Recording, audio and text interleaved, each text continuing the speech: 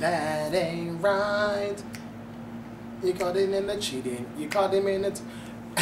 Anyway, what's up, peoples? It's Rasta Boy TV, and you know it's your boy, the real Rasta Boy. You can find me on Twitter, Instagram, and Facebook all at the same time. Make sure y'all are following your boy, because I do follow back. And I said before, if you do follow me, please send me don't just at me, don't just follow me and think I'm gonna automatically know everybody's following me. Just send me a message. If it's on Instagram, send me a message and say follow back. If it's on Twitter, make sure you at me and say now follow me so I can follow you back, okay?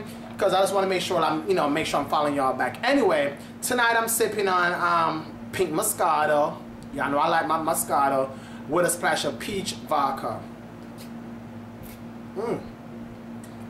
Want to give a big shout out to everybody out there, all the Leos who are celebrating birthdays this week or this upcoming weekend. I think it's starting off the Leo season, so cheers to y'all, all the Leos out there. I'm sure y'all gonna get it turned up this weekend for all the ones who are celebrating this weekend. But anyway, happy upcoming birthday to all the Leos. All right, from Rasta Boy TV. Lord Jesus Christ, where do I start? R&B Divas LA was on, and I had to go ahead and break it down for y'all because tonight's episode was something else. Okay?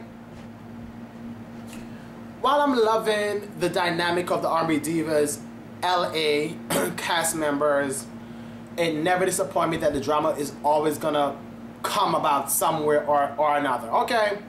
So I'm watching and I'm like, Fonda Little Mo's gonna, want to meet up with Claudette, sorry. Oh, sorry, the Moscato's already working. Yes, God. To make sure that, she's already, want to make sure that she is, want to break this divorce thing to her children in the proper way. Because, Claudette went to a divorce and she have kids with that guy from So High, whatever that music group was called. Anyway, I'm liking the fact that she's reaching out for advice from somebody else who's been through the same issue as herself, which is good. Claudia has been through the same thing, and I'm liking the fact that they can talk to each other about similar issues that are affecting them both. Chrisette Michelle, she had a show tonight in some part of LA. I'm not sure what the name of the place is called, but it seemed like it was a bit sketchy as far as like stuff went together. Start time wasn't the time that she wanted, and her mom is her manager, as y'all know.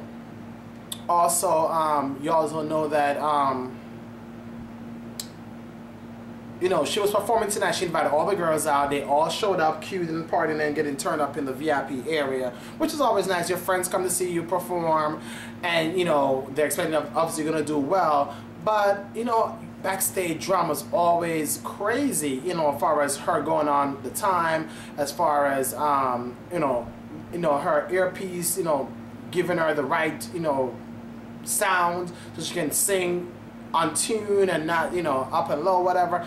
Anyway, all in all, they said she did well. The song that she sung, I didn't know the song, but her voice is always impeccable, and I love her sound. So the song that she did sing, I did like the song. However, I did not know the song. Please, y'all out there, don't keep on leaving y'all comments about how I don't know this song. I'm not gonna know every damn song that every artist sing, okay? Unless you're Beyonce, sorry, or Whitney Houston, or Mariah Carey. Anyway, she did sound good. The girls did come out to support, which is always good. Love to have your friends out supporting you. Shantae says she's doing a song and she wanted the girls on it. Okay, so she invited Chrisette Michelle, Lil Mo, and Leela to the studio and to discuss it. They all said yes, right? And when they said yes at that time, Shantae Moore, by her own words, said that the song was not really fully finished, but it was a girl's anthem. That song you heard me humming, something about That Ain't Right, some girl's anthem she wanted the girls to be on. And what she wanted them to be, she said at the time of the first meeting that she wanted them to have like, their own little parts in the song, not doing like background vocals. Okay, right?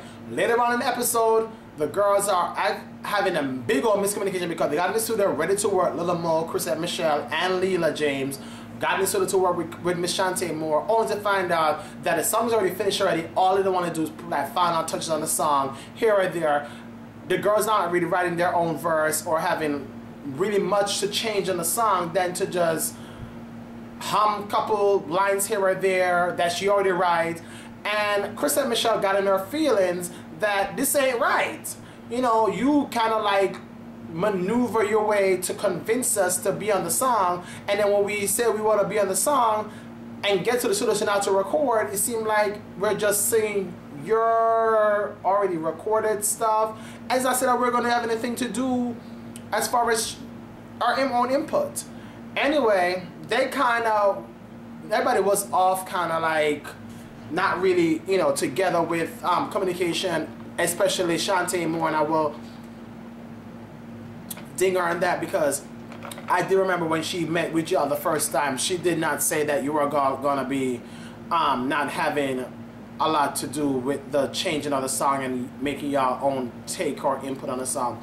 So they did a little something.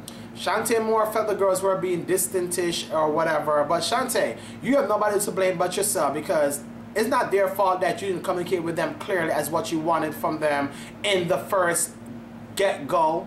So you can't be knocking them off for their feelings some type of way. They're there, they're like, oh well, we're already in the studio, let's just do something. If she used the material, she used it. If she don't, she don't. At least we tried. And that's all they can do. So they did try, they show up, but she did cut the session short and said that she appreciated them coming out, but that was the end of that. Okay? So, Little Mo finally talked to the kids tonight, and I'm liking the fact how she sat down with them and got real with them and explained to them about the divorce that's coming up, that they're you know, the father of the two youngest children and the stepfather to the two oldest, you know, because she has 4 children, 2 from previous marriage, 2 from this present marriage. And only the 3 children were there. I think the youngest one is too small to, you know, understand this, what's going on. So she kind of sit down with them and answer them, you know, what they thought about Philip. I guess one of the daughters did not even like Philip. She didn't like the fact that Mo was always crying, always in her feelings, not happy. And sometimes I'm not a parent, but sometimes parents hides emotion, and the kids always see right through what's going on. Even though you don't say much, they see everything. These kids are so nosy these days. They be like, you will be doing the secretest shit out there, and just to have a kid in your presence just watching you, they know and observe everything. There are some private investigators. They know everything. You can't do nothing in front of a kid and think they would not remember. So little more kids kind of sense what was going on. They did not like it. Did not like the fact their mom wasn't happy. So I guess it'll be a relief for the fact that, you know, she's getting the divorce. She's gonna be more happy by, you know, getting back to her, you know, old self.